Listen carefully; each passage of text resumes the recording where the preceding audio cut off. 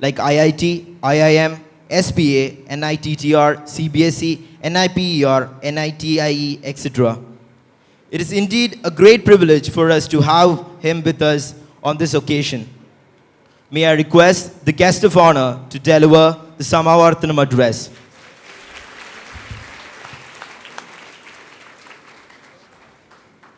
A very good afternoon to all of you.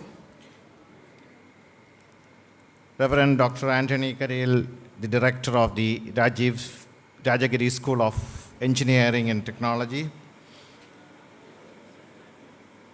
Dr. A. Unnikrishnan, the principal, the vice principal, Dr. John M. George, and the provincial and manager, Reverend Father Jos Cletus, members of the faculty, dear graduates, students, invited guests, ladies and gentlemen.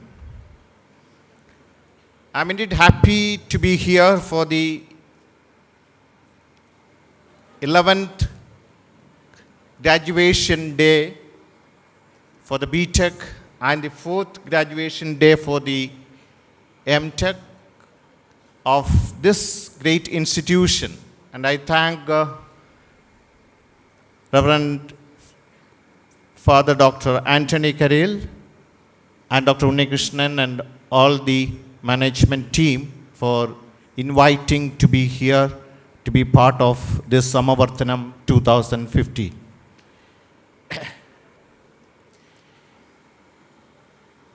Today is a special day for engineers of Kerala.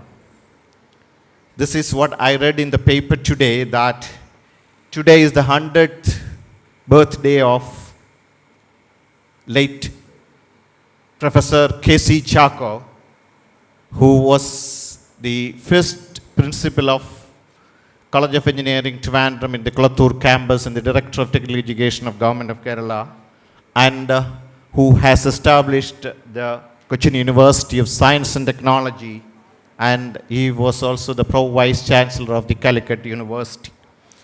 So on this day, that is great for you also. You are all very happy to receive the degrees, and you had toiled for the last 4 years in this campus, and you have received a good education and going to receive your degrees. The convocation is an important milestone in an academic journey of a university. This marks the occasion of transformation when the skill as well as values acquired here are put to test in a dynamic environment outside and to come out on the top. This also is an occasion for the learning community here to reflect and set new goals and standards for the future. The bar of excellence is continuously being raised, and that is what is happening in the real world. Engineering education is a process whereby one acquires the capacity to be creative and bring out the best within through a process of continuous learning and to stay challenged. It is the responsibility of the institutions like yours, in particular, to address and master these opportunities by fostering innovative thinking. The well-known adage is that you don't give the hungry the fish, but you should teach them fishing. Information technology is yet another game changer that will define our lives in the new millennium. The World Wide Web was first presented in 1992. You see the penetration and use of the internet today. Technology is developing at such a fast pace that now the big challenge is organizing and making use of the big data collected. Big data and cloud computing are the two major elements apart from the security of data in which IT and computer professionals are working today.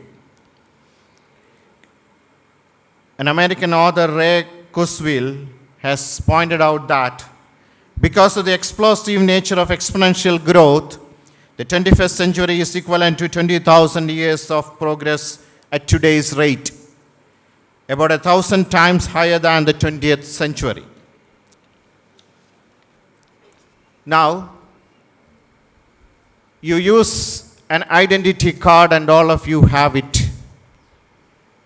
But tomorrow, your eye could be your identity card with retina identification as the converging tool. Today you have different things like Aadhaar, passports, the college identification, the ration card, etc. But it will all be replaced and you don't have to carry anything tomorrow. The US-based Institute of Electrical and Electronics Engineers predict that 60% of all manufactured cars will be internet-enabled by 2025. Already companies like Google, Ford, Volvo are working on car-to-car networks for driving on the roads without drivers. Billions of devices, but your retina is going to control the options. Printing in 3D must concur will be one of the biggest disruptive changes in the coming years. Tomorrow, you are going to make your gadgets sitting at your home where you have a 3D printer.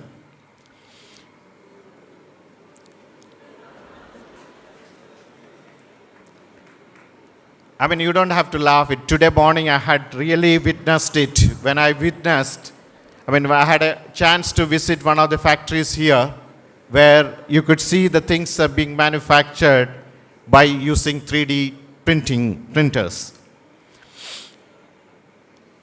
A McKinsey report says this alone will change the face of global economy by 2025. Add to this virtual currency like the Bitcoin and traditional crimes like picking a wallet or hijacking money from a person will get phased out. However, there will be a host of new age crimes and legal issues that law enforcement authorities will find themselves flummoxed with. And you may have to write and develop things for finding out how it can be solved. India in 2025 will have more highways, metros for transport, which will still be inadequate. There will be migration of people from the rural areas to cities and towns. Number of villages and their population will decline. The other scenario will be that all panchayats are connected by the optical fiber cable network project. Pura proposed by Abdul Kalam will bring down the rural-urban divide. And there are a lot of things which are going to happen in the rural areas. And you are the people who are going to be the engineers to develop the technologies for the next 10 years or 20 years from today. I just wanted to touch on innovation. What is innovation? Because today you are going to work in an environment where these are the changes which I have just narrated is going to happen. What is innovation? It is part science and part witchcraft, part logic and part emotion. This is what makes innovation interesting. The basis of innovation is creativity. There is a linkage between creativity and innocence. That is why every child is creative and most adults like me are not. The other thing is its simplicity. The most path-breaking innovations are rooted in simple thinking. The next thing is the distance between the originator and its beneficiary, the higher the chances of success. If you want to create value for your customer, you are forced to innovate. I just would like to draw your attention to one of the leading giants in pharmacy industry, Kiran Majumdar-Shaw. She is the chairman and managing director of the company called Biocon. She learned the importance of self-reliance and personal reinvention at an early age. That philosophy has held in good stead through her life. Her father was a big businessman. He was a brewer, but she took different business initially. She couldn't get admission for medicine as she was short of a few marks.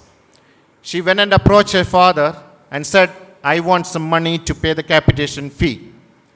Her father flatly refused, said, no, if you want to study medicine, earn marks, be a meritorious student, and get admission. And that is why she studied zoology and later landed in Australia to study brewing. She started her startup in a garage with rupees 10,000.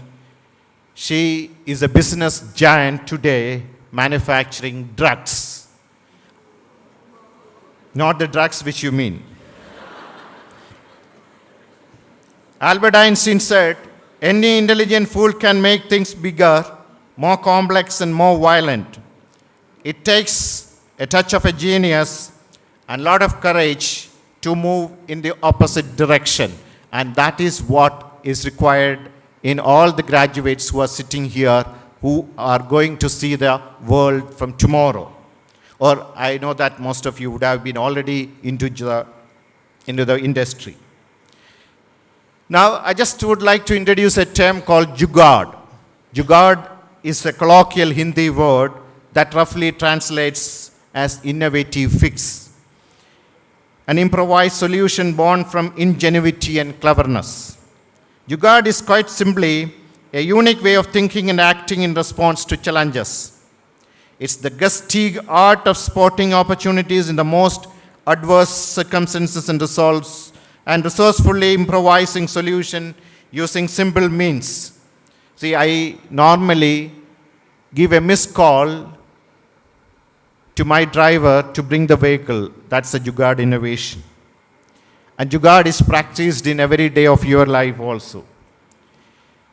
See, rather than dismissing jugaad as a poor man's approach to innovation, it is being practiced by most of the companies where you are working today.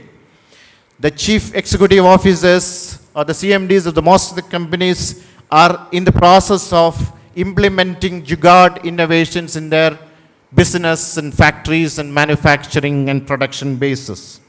They would like to produce better and cheaper products so that we are in a hyper-competitive and volatile environment. Now, the companies which are making use of this include Yes Bank, Future Group, Suzlon, Tata Motors, GE, Siemens, Philips, PepsiCo, etc. See, this jugaad can be distilled into 6 guiding principles which anchor the 6 practices of highly effective innovators in complex settings like emerging economies. I just would like to tell you in brief, the 6 principles are: seek opportunity in adversity, do more with less, think and act flexibly, keep it simple, follow your heart. I have a pen here, a very simple pen, which has been manufactured by one of the leading pen manufacturers, Adler. You know, what is the innovation in this is simple. I don't know whether you can see it. This way you can write it, but I keep pressing, the light will glow.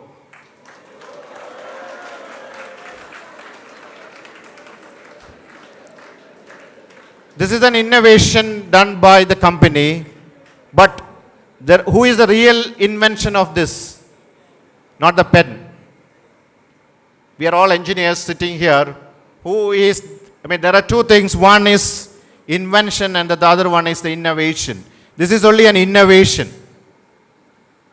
This, you can write it when you have no light. But what is the invention in this?